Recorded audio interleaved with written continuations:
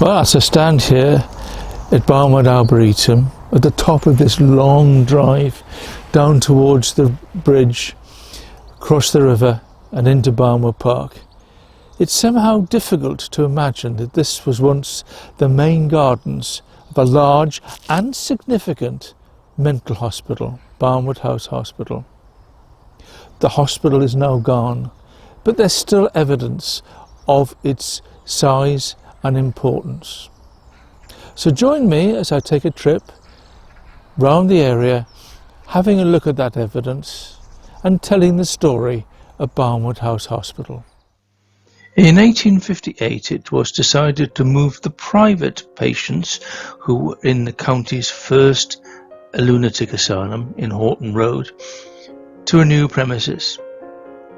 On the market was this fine gentleman's house owned by James Walters here in Barnwood. And so the property was purchased along with 48 acres of land. The two wings were modified and extended to house patients. And here we see a picture of that house with its wings and its lovely gardens. The picture was probably taken about 20 years after the opening in 1860. By now it probably had about 80 patients in total. This picture, taken some years later, shows a completely rebuilt central block. The old house was no longer fit for purpose, it was falling down, and so a new central block was built. By now the hospital was expanding rapidly. There was a great need for private care for those with mental disorders. As more wards were needed, more rooms were needed, they were added to the wings. And you can see here in this picture the hodgepodge of buildings as they extend eastwards down towards Hucklecote.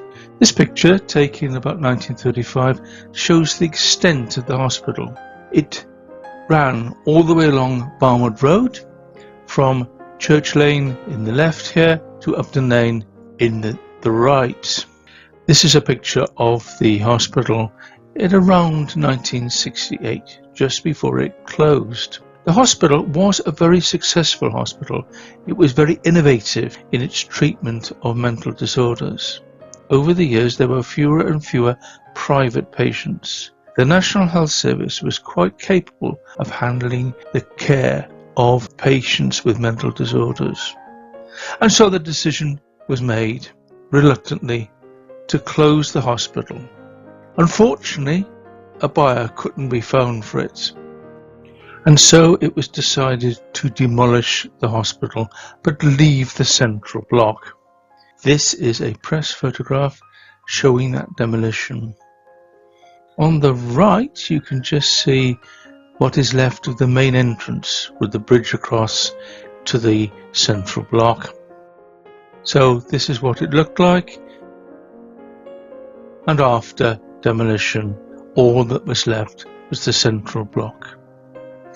It was purchased by a local lawyer, Robin Morris, and he set about restoring the grounds. This is a view from the top of that house, showing the long drive down to the bridge at the bottom over the Wootton Brook. But it wasn't long before the housing developments on either side of the house were evident. Here we got a picture of the house.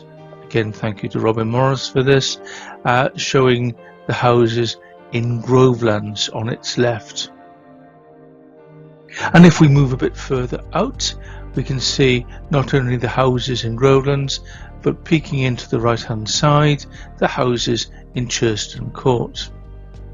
We can also see on the left hand side where there was a tennis court. After Robin left the house, it had several owners. The last owner was the Forrest family, and this picture is about the time that they had the house, probably late 1990s. The house was used for some while as an overflow dormitory for Selwyn School. The family kept sheep in the gardens there, and I can remember sheep grazing in those fields. If you were to stand in that spot today, the house is gone. All you can see is the long drive up to a group of modern houses. So what happened? Well, it was demolished. Round about the year 2000, a buyer could not be found for the property, and so it was decided to demolish it and build 6 luxury houses on the site. This picture shows that demolition from Barnwood Road. It came down very quickly, and as I said, 6 houses were built on that site. The hospital may have gone, the central block may have gone, but there is still evidence of the presence of this large and significant hospital. So let's have a look at that. Here's a map showing the area round about 1935. It had a chapel. If you look at the bottom of the picture, I've highlighted a chapel.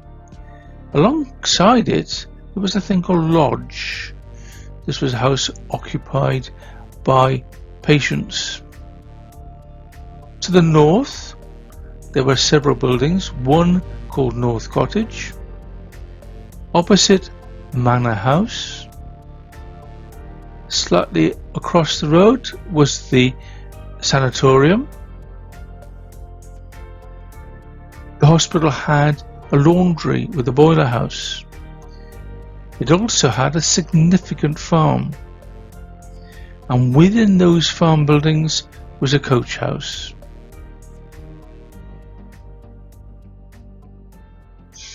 There's that picture again, the hospital running alongside Barnwood Road. I've highlighted North Cottage, which was used for a time as a residence for nursing.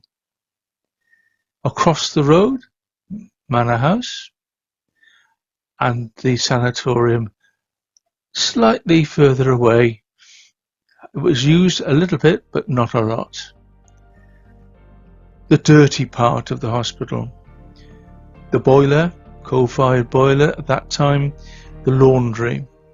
The boiler fed hot water underground to the main hospital building. There probably still is, a tunnel underneath Barnwood Road through which the pipes went. The water was used for heating the hospital.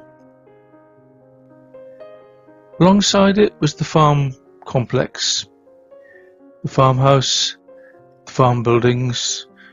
They had lots of cows, they had pigs, and they had hens.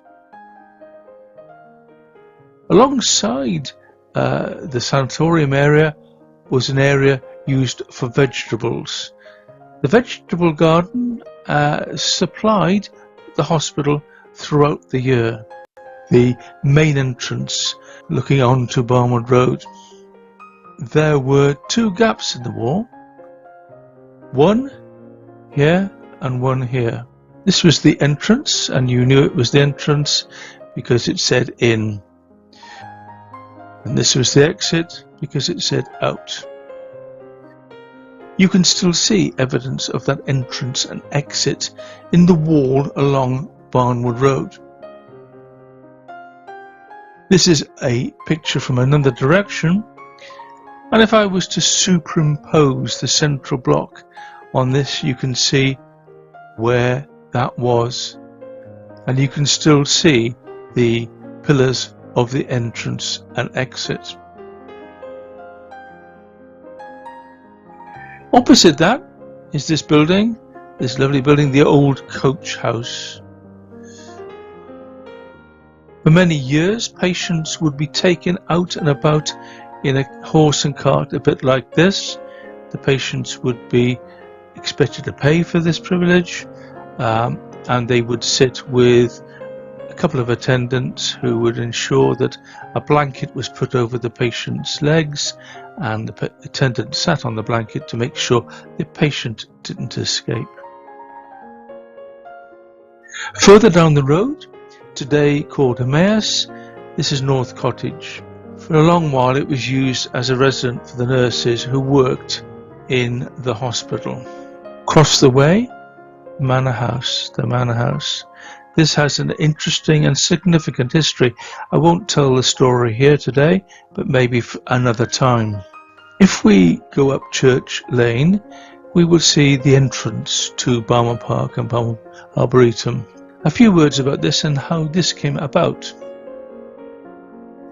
I mentioned the lodge. This is the picture of the lodge. If you go in through that entrance on the left-hand side, there are now a group of trees, but until about the 1930s, there was a lodge house there, built by the hospital, initially for the head doctor, and then it housed female patients before they went back to society. It had a lot of structural problems and was knocked down probably about 1940. This is the chapel. It was built in 1869 and extended in 1877. Today, it's a gymnasium, but in the time of the hospital, it was expected that patients and staff would attend there regularly. The hospital had its own chaplain. Not only the spiritual side, but the physical side was catered for. The hospital encouraged patients to do physical activity. There were plenty of walks, there were tennis courts, croquet lawns, and for the men there was a cricket pitch. This very old picture shows that cricket pitch behind the chapel. On the left you can see a pavilion, and on the right you can see the sight screens. There were sufficient male patients for a cricket team to be formed. It occasionally was supplemented by people from outside, and the team played regularly throughout the year against local opposition. This is a modern picture of that site. Today, a balancing pond, and this lovely view shows the chapel and in the distance St Lawrence Church. When in 1968 the hospital and its lands were sold for development, the purchasers agreed amongst themselves that the land to the south of the Wootton Brook would be given over to the council for use as a public park, and so from that date forward Gloucester City Council have maintained and improved this area. The Arboretum followed several years later in 2001, when the main building was demolished and the 6 new houses built on its site. Conditions of building those new houses was that the lands associated with the main building were given over as an arboretum.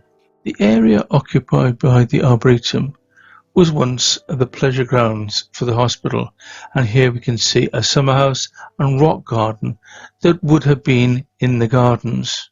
If you look closely, you can still see evidence of that summer house and rock garden dotted amongst the trees. One of the reasons this area is an arboretum is that when the hospital closed in 1968, a large tree preservation order was established to protect the significant number of important trees in the area. These trees were often bought by grateful families of patients. Here we see one such tree, planted to commemorate the coronation of Queen Elizabeth II. Barnwood House Hospital dominated Barnwood for almost 100 years. It's gone, but the evidence of it is still there. Well, the history of Barnwood House Hospital in just a few minutes and a few slides. I do hope you enjoyed what I've produced. There will be more. There's a lot more to tell, but not for now.